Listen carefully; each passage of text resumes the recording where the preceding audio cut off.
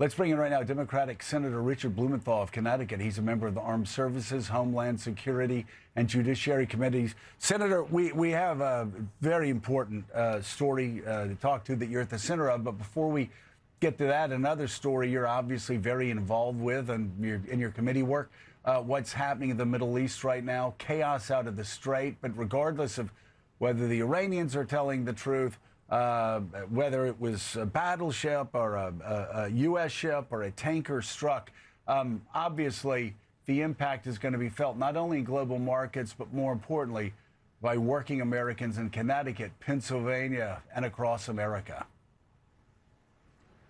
And that is the key point, Joe, that the price of oil is going to continue to skyrocket. People are going to pay more at the pumps beginning today and continuing throughout the week and the months as long as this blockade is in effect. And the dangers, the extraordinary jeopardy of this kind of attack is very real when the president says that we're going to, quote unquote, guide these tankers through the straits.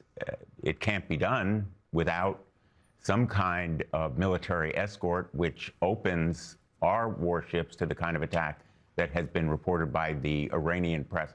Whether it's accurate or not, if warships of the United States Navy are involved, it's only a matter of time before there are strikes of some kind. And my fear from the very start, and I've said it before numerous times, is that we're going to have America's sons and daughters on the ground in harm's way.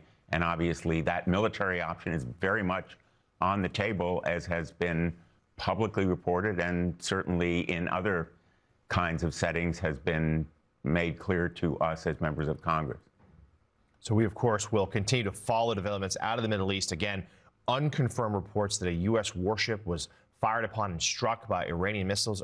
Iran's state media says that's the case. Axios is quoting a U.S. senior official saying not so. We will stay on it and bring you the latest as we learn it. Senator, though, let's turn now to a moment from last week's Judiciary Committee hearing when you asked all of President Trump's judicial nominees who were there about the 2020 election.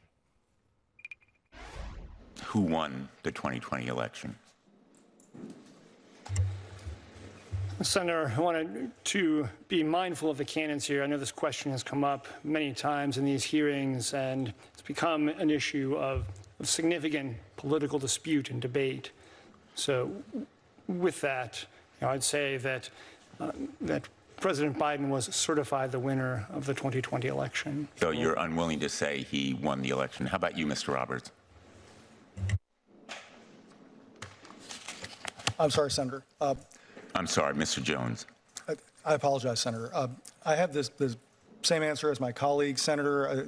Same answer as the previous one? The previous nominee. The Senate did. Mr. Coons, how about you? Thank you, Senator. And I have the same answer as Mr. Same answer. Mr. Mark? Same answer, Senator. I am amazed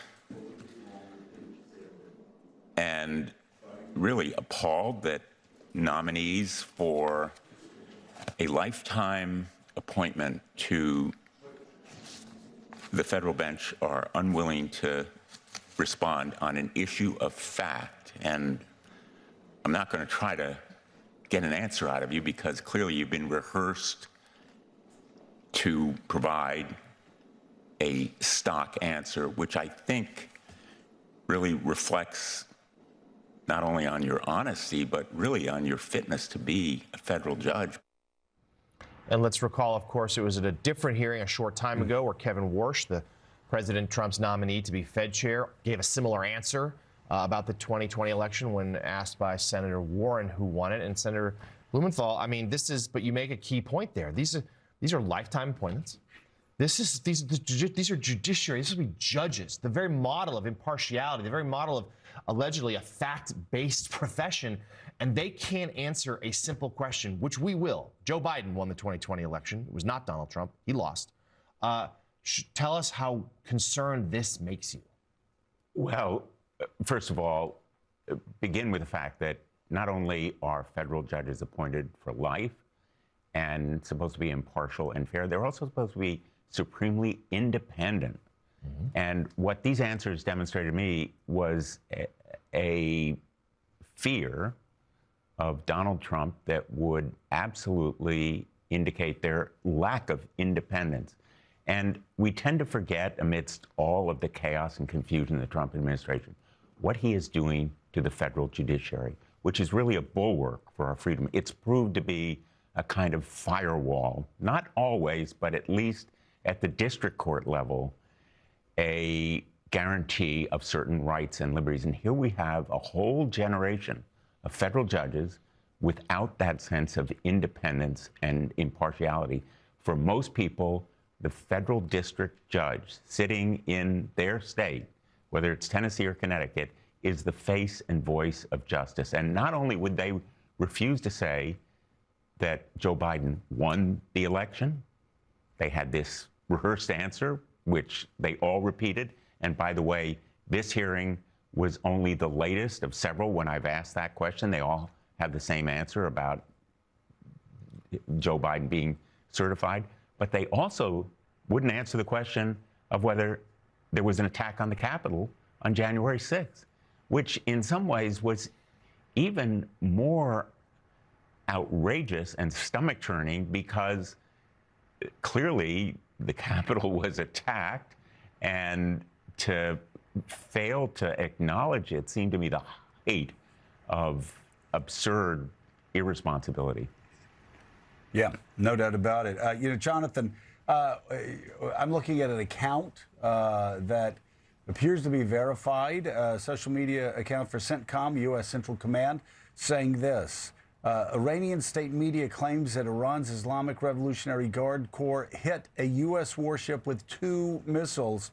This account, linked to U.S. Central Command, says no U.S. Navy ships have been struck. U.S. forces are supporting Project Freedom and enforcing the naval blockade on Iranian ports. That is now out of CENTCOM. So we will see and follow up on the tanker. The reports of the tanker being hit. But right now, CENTCOM is saying that what the Iranians claimed is not true. Yeah, and CENTCOM has been, as we said from the beginning, not a shock, but it is fascinating that they're sending those claims out while the president's talking about peace. We'll again follow up. We're still in the fog of war, and we'll see. We'll follow up on the tanker, see if that report is accurate. Those reports coming out of the UK, a maritime tracking service, and see what country that tanker is connected to. yeah, it seems like there's an incident there with the tanker. That's unclear what the naval warship. It's possible the Iran state media simply lying. That's not wouldn't be new. CENTCOM has been a pretty reliable narrator here in terms of the conflict to this point. But we should know it's also possible that maybe missiles were fired upon the ship but didn't hit it. Maybe they were intercepted, which would make both things sort of true. And even that would, of course, still be an overt act of aggression from Iran as it's trying to make clear that it controls the Strait of Hormuz. Senator, did you know something? You were signaling me there. Well, I think, Jonathan, the fundamental point here is that we're still at war. And the president's claiming to the Congress that hostilities have been, to use his word, terminated, is ridiculous. These facts illustrate why a blockade is an act of war and why we are at continuing risk of actually putting troops on the ground, and why no tanker owner or cargo shipper in their right mind would regard the strait as open, even if the president says he's going to guide ships through it. It's not the answer. And to go back to Joe's point at the very outset, prices are going to continue to rise, and consumers all around the world are going to be hurt, including in this country, not just prices of gasoline, but mattresses and medical devices, semiconductors. All of our economy is going to be impacted, and Americans will be hurting even more. Senator, I know you've been asking about the cost of this war as well, but just to return us to that video that you were the protagonist in earlier, the question I have is, there's certainly the loyalty test aspect of this, but in another moment, Your colleague, Senator Chris Coons, asked the nominee, John Mark, if President Trump was able to run for president again, even though he had won twice, and he was unable to answer. So to what extent is there not merely the historical revisionism, but also the forward-looking fear that is there a game plan here beyond actually right now? I think that's a really important point, Pablo. Whether it's an explicit game plan or just a simple expression of loyalty, these people have no business being on the federal bench. If they can't answer these kinds of questions independently, my Republican colleagues ought to join in saying no.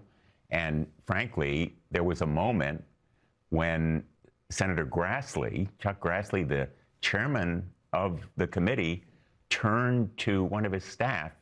He forgot to turn off his mic and said, in effect, why can't these people just say Joe Biden won the election?